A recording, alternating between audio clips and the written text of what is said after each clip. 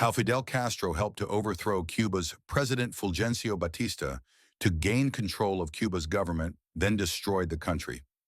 Fulgencio Batista was a Cuban military man and politician who governed the country twice, from 1940 to 1944 and from 1952 to 1959. During his reign, Batista was characterized as authoritarian, repressive, and corrupt, maintaining power through violent means and controlling the country's politics and economy. His dictatorship was marked by human rights violations, censorship, and political persecution. However, his government was also responsible for modernizing Cuba's infrastructure and economy, promoting tourism and industrialization. His administration was marked by contradictions and controversies, and his regime was overthrown by the Cuban Revolution, led by Fidel Castro in 1959. Episode 1: The Seeds of Revolution. This was a young people's revolution, driven by students, workers, ordinary Cubans who refused to live under repression. Frank País adored his country. He adored Cuba, and many followed him. But the rights of the people were torn apart. Families mourned daily. Every day brought news of another death, often of someone you knew. Among the early leaders, beyond Fidel Castro himself, were Frank País and José Antonio Echeverría. Frank said, "Let's fight to overthrow the repression. You can count on me completely." Anyone who chose this path knew the risks, but they also knew they were writing themselves into history. No one wanted to be forgotten. Cuba's story changed in an instant. March 10, 1952. Fulgencio Batista seized power in a military coup. He was running third in the polls and used force to take control. Democracy ended overnight. The Constitution was suspended. Elections were canceled. Police power expanded. The Cuban people were outraged. Students and labor groups poured into the streets. At the University of Havana, demonstrations grew louder. The university carried a long tradition of fighting dictatorships, and now that tradition awakened. One professor warned, "This will be long and difficult." And he was right. What many hoped would last days stretched into years. A generation stepped forward. In Havana, José Antonio Echeverría, architecture student body president, rose as a voice of resistance. He organized campus strikes. He urged shopkeepers to close their stores. He called workers to leave their jobs. Shut the city. Make the regime feel the cost of dictatorship. In the East, in Santiago de Cuba, Frank País began building a quiet network. A beloved school teacher, deeply religious, patriotic to the core. He coordinated safe houses and couriers. He wrote pamphlets and plans. He taught by day and organized by night. Different cities, different methods. Same goal: break Batista's hold on Cuba. Then came the attack that turned a young lawyer into a revolutionary symbol. July 26, 1953. Moncada Barracks, Santiago de Cuba. Fidel Castro led roughly 160 men, poorly armed, lightly trained, against a garrison of 1,000 soldiers. The plan was to seize weapons, spark an uprising, and topple the regime. It failed, badly. Soldiers opened fire. Dozens of rebels were killed in combat. Many were tortured and executed afterward. Journalists arrived and saw the aftermath. Young men shot, bodies, mothers screaming. Even some garrison troops lay dead. Moncada was a massacre, but it also became a symbol. At his trial, Castro defended himself with a speech that would define him. "History will absolve me." He argued Batista's government was unconstitutional, that resistance was justified, that Cuba's destiny belonged to its people. Castro was sent to prison on the Isle of Pines, and yet his reputation grew. Moncada, though a defeat, proved something simple and powerful. Batista could be challenged. In Santiago, the attack stirred Frank País. He wrote to a friend, "I was not involved, but I wish I had been." He began recruiting more young Cubans into the underground. The regime struck back hard. Protests were beaten down. Opponents disappeared. Torture became common, but repression produced the opposite of fear: determination. Opposition widened.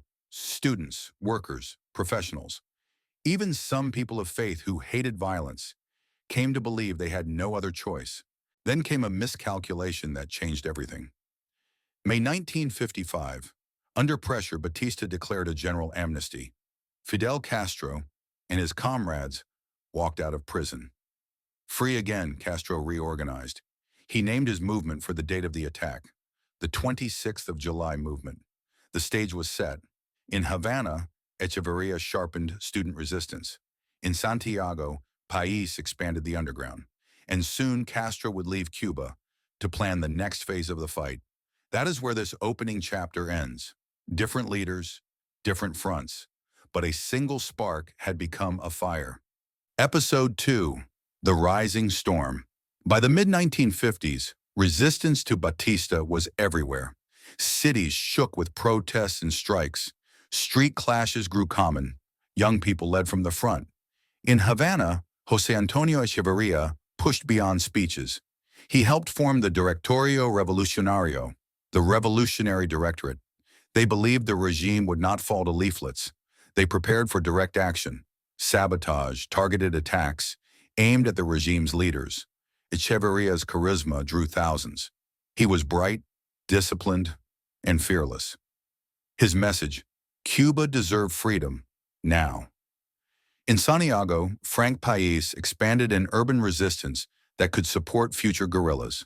He coordinated strikes. He set up safe houses. He built a courier system for messages, medicine, and weapons. He was admired as a teacher and a writer, patriotic and devout. Yet he struggled with the moral weight of violence. He carried a Bible, and he doubted. When police came to kill his friends, he killed a man. Later he wrote of the soul's longing for calm and of the cost of this path. Two leaders, Echeverría and País, each rivaled Castro in popularity. Neither would live to see victory. Meanwhile, Fidel Castro sat in prison, turning defeat into a cause. From behind bars, he smuggled out pages that became "History Will Absolve Me." He was not yet the most powerful figure in the opposition, but he was patient. He watched. He planned. Then Batista made the error that would haunt him. May 1955, a general amnesty. Castro was freed. Once out, he moved fast. He reformed the 26th of July movement. He left Cuba for Mexico, where the police pressure was lighter.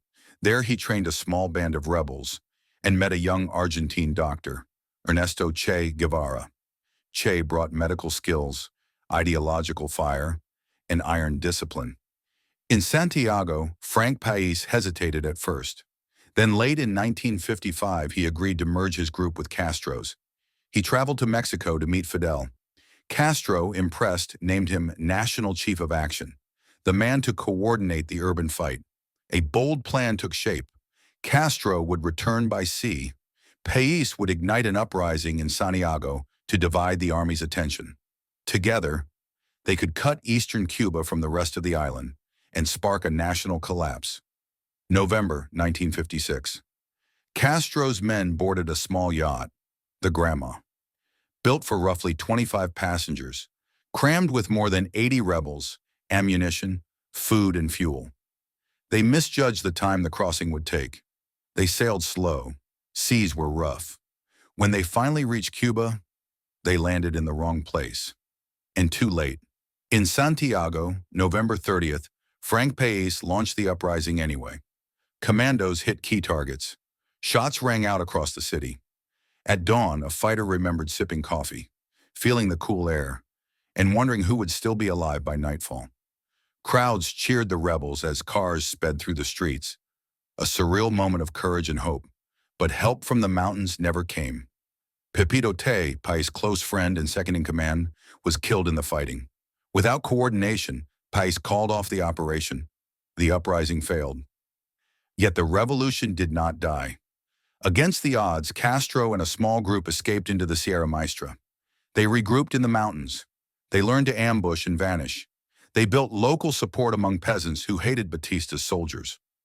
Back in the cities, Celia Sanchez and Frank País built supply lines to keep the guerrillas fed and armed. Batista's propaganda claimed Fidel was dead. But the truth was different. The rebellion lived, wounded, smaller, but alive.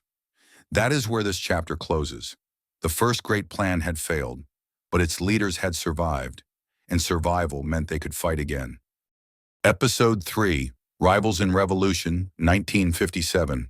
Fidel Castro hid in the Sierra Maestra, battered but unbroken. In the cities, the struggle grew deadlier.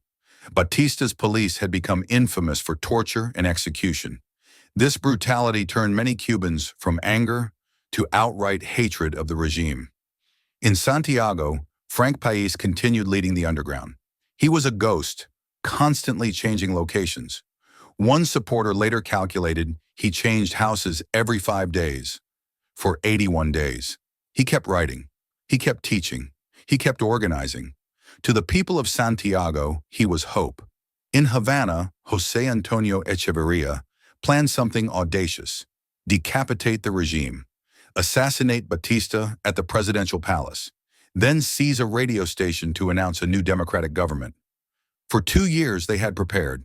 As Castro's stature grew in the mountains, the student fighters worried they were losing the initiative. If they struck first, they could claim the revolution's leadership. March 13, 1957. The plan launched. At dawn, confusion. Barricades appeared around the palace. Were they on to us?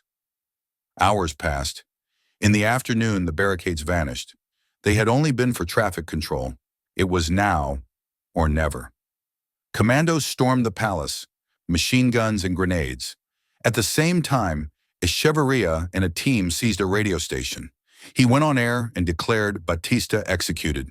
But in the palace, reality was different. Batista had slipped to a higher floor. His guards regrouped and counterattacked. The commandos were forced to retreat. Many died. Echeverría ran for the safety of the University of Havana. A block away, a firefight erupted with police. He was shot twice. He bled in the street.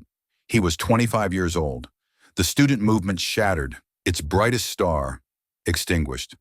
That summer, tragedy struck the east. País' younger brother José was gunned down by police in Santiago. The city trembled with rage. Soon, Frank himself was betrayed. A classmate from teacher school pointed him out to the notorious Colonel Salas Cañizares, nicknamed Massacre. Frank was seized, pushed into the street, and killed. The city stopped. Santiago filled with mourners. People who didn't even know him wept openly. It was one of the largest public outpourings of grief the city had ever seen. Frank País was 22. With Echeverría and País gone, the last serious rivals to Fidel's leadership were removed by Batista's bullets. The path ahead narrowed to a single figure: Castro. Fidel seized the moment. He invited journalists into the mountains. One of them, Herbert Matthews of the New York Times, trekked into the Sierra in 1957. He met Fidel at dawn. A tall man, bearded, clean uniform, telescopic rifle, tireless, alive. Matthews' stories dominated the front page for 2 weeks. They shattered Batista's claims that Fidel was dead. They transformed Castro into an international symbol. In Havana, the press and public fascination pivoted to him. Inside Cuba, the revolution now had 2 fronts. In the mountains, guerrillas. In the cities, underground cells, bombings, strikes. Both fronts fed each other. But to the world, the revolution had one face: Fidel Castro. As 1958 approached, the idea that a few hundred could not defeat an army of tens of thousands began to crack. It wasn't only a war in the mountains, it was a national uprising. Strikes, sabotage, popular unrest. The regime's support crumbled from within. That is where this chapter ends. The movement had suffered terrible losses. But Castro had survived, and in revolutions, survival often becomes power. Episode 4, Triumph and Betrayal, late 1958. Batista's army was demoralized. His police, brutal. His government, corrupt and isolated. Cuba was exhausted. In the mountains, the rebel army grew. Che Guevara led columns westward. Camilo Cienfuegos became a legend of daring raids. Supply lines kept the guerrillas fed and armed. Soldiers surrendered rather than die for a collapsing regime. December 1958. The decisive battle at Santa Clara. Che's fighters derailed an armored train filled with troops and weapons. The garrison capitulated. The regime's spine snapped. On New Year's Day, 1959, Batista fled Cuba. The dictator was gone. The streets of Havana erupted with joy. Castro staged a triumphal march from Santiago to Havana. Crowds lined the roads for days. To many, he looked like a savior. The young lawyer who once stood at Moncada was now the man who had ended a dictatorship. But power in Havana was not uncontested. The Directorio Revolucionario, the student fighters, held the presidential palace and the University of Havana. They did not accept Castro's authority. They had fought their own war. They wanted their own share of the future. Castro moved shrewdly. He visited the family of José Antonio Echeverría, honoring the fallen student leader. He gave speeches praising the sacrifices of others. He appealed to unity in order. Then he asked a pointed question, again and again. Why are clandestine arms being stored? What are these weapons for against a revolutionary government that has the support of the people? If citizens' rights are restored and elections are coming, why do we need arms? The message landed. In the face of massive popular support for Fidel, the student leaders yielded. Within days, the Directorio placed itself under Castro's command. He had neutralized his last rivals, without a battle. Now came the turn. At first, the revolution promised free elections, civil liberties, a broad coalition. But the promises faded. Newspapers were muzzled. Opponents were jailed or executed. Private businesses were seized. Land was confiscated and redistributed by the state. By the early 1960s, Castro declared Cuba a socialist state. He aligned with the Soviet Union. Relations with the United States collapsed. Cuba became a Cold War flashpoint, most dangerously in 1962 during the missile crisis. The revolution that had promised freedom delivered one-party rule. For decades, Cubans lived under surveillance and scarcity. Ration lines, crumbled buildings, families divided by exile. Millions fled, some early, when leaving was still possible. Others risked the sea in small boats. Those who stayed learned to live under the eye of the state. Fidel Castro is gone now, but the architecture of his power remains. To some, he is remembered as a revolutionary hero. To many more, as a ruthless dictator who crushed a nation's dreams. The Cuban Revolution is a story of courage, of sacrifice, of rivals erased, and of how one man's survival became absolute power. Its final lesson is sobering. Toppling a tyrant does not guarantee freedom. Sometimes it opens the door to a new tyranny, one that lasts far longer and costs far more.